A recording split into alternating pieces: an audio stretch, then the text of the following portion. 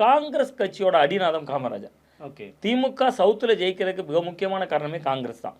நான் சொன்னா அதிர்ச்சியா இருக்கலாம். இல்ல எனக்கு இப்ப நிறைய பேர்ல பத்திரிகையாளர்கிட்ட பேட்டி எடுக்கிறப்ப சொல்றது, நீங்க காங்கிரஸ்க்கு அவ்வளவு இம்பார்ட்டன்ட் கொடுக்காதீங்க, காங்கிரஸ்க்கு என்ன ஓட் பேங்க் இருக்கு, திமுக காங்கிரஸ் ஜெயிக்குமா அப்படின்றதா எல்லாரும் சொன்ன ஒரு வாதமா இருந்துச்சு. இல்ல நான் அதுல இருந்து முரண்படுறேன். முரண்பட்டு அதுக்கான உதாரணமும் சொல்றேன். கிட்டத்தட்ட 2014 தேர்தல், நான் எல்லாமே தரவுகள் அடிப்படையில் தான் உங்கள்கிட்ட சொல்றேன். 2014 தேர்தல் உங்களுக்கு நினைவில் இருக்கலாம், பாராளுமன்ற தேர்தல். மோடியா இந்த லேடியான்னு ஜெயலலிதா கேட்டாங்க. எவ்வளோ பெரிய விஷயம், மோடியா லேடியா, நாடு முழுசும் மோடி அலை வீசிச்சு. மோடியா லேடியான்னு பிரச்சாரம் பண்றாங்க. 37 தொகுதி ஜெயிக்கிறாங்க அதிமுக.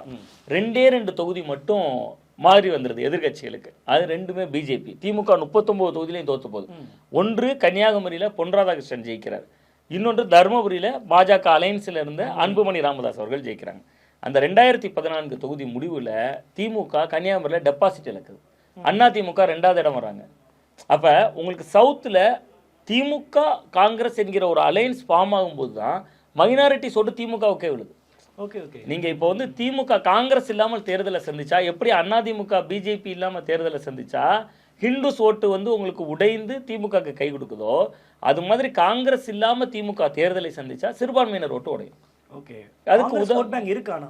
காங்கிரஸுக்கான ஓட் பேங்க் இல்லாது. அவங்க மைனாரிட்டி ஓட் பேங்க் என்ன நினைக்கிறாங்கன்னா, பிஜேபி மேல அச்சத்தில் இருக்கிறவங்க பிஜேபிக்கு நேர் எதிர் துருவம் காங்கிரஸ் தான். அதனால அவர்கள் காங்கிரஸ் ஆதரிக்கிறாங்க. அந்த ஓட் பேங்க் இன்னமும் இருக்கதான் செய்யுது. அந்த மைனாரிட்டி ஓட் பேங்கும் காங்கிரஸுக்கு இயல்பாக, அது காங்கிரஸ் இன்னைக்கு பலவீனப்பட்டிருக்கு, தொண்டர்களே இல்லாமல் தலைவர்கள் மட்டுமே நிரம்பி இருக்கக்கூடிய இயக்கமாக இருந்திருக்கு. என்னதான் சொன்னாலும் கூட சவுத்தில் பெரிய கட்சியில் காங்கிரஸும் ஒன்று தான், அதில் நமக்கு சந்தேகமே கிடையாது. கன்னியாகுமரி, திருநெல்வேலி, எங்கள் திருநெல்வேலியில் ராபர்ட் ப்ரூஸ் எப்படி ஜெயிக்கிறார், கிட்டத்தட்ட அந்த தொகுதியில் கிடையாது. அவருக்கு நாகர்கோவில்காரர், நாகர்கோவிலையும் களியக்காவலை என்கிற ஒரு ஒரு ஒரு படந்தாளமூடு பகுதியை சேர்ந்தவர், கிட்டத்தட்ட அங்கிருந்தும் ரொம்ப தூரம் தள்ளி உள்ளவர், ஒரு மார்த்தாண்டம் பக்கத்தில் உள்ளவர். அவர் எப்படி போய் திருநெல்வேலியில் ஜெயிக்க முடியுது? டயோசிசன் ஆதரவு. டயோசிசன் யாருக்கு ஆதரவு கொடுக்கும்? எப்படி அவர் டயோசிசனில் பொறுப்பாளர். கிட்டத்தட்ட அந்த சிஎஸ்ஐ டயோசிசன் அப்படின்னு சொல்லுவாங்க. அந்த சிஎஸ்ஐ டயோசிசன்ல ஒரு மிக முக்கியமான பொறுப்பாளர், நல்ல மனிதர். அவர் ஒரு மிக முக்கியமான அந்த பொறுப்புல இருக்காரு. அப்ப டயோசிசன் ஆதரவா இருந்தால்தான் இங்க வெற்றி பெறவே முடியும். நீங்க சொல்றது சவுத்துல ஏடிஎம்கே அலையன்ஸ் ஸ்ட்ராங்கா ஜெயிக்கணும் அப்படின்னா பாஜக எவ்வளவு முக்கியமோ அதே மாதிரி அதை விட முக்கியங்கிறேன் நான் காங்கிரஸ்.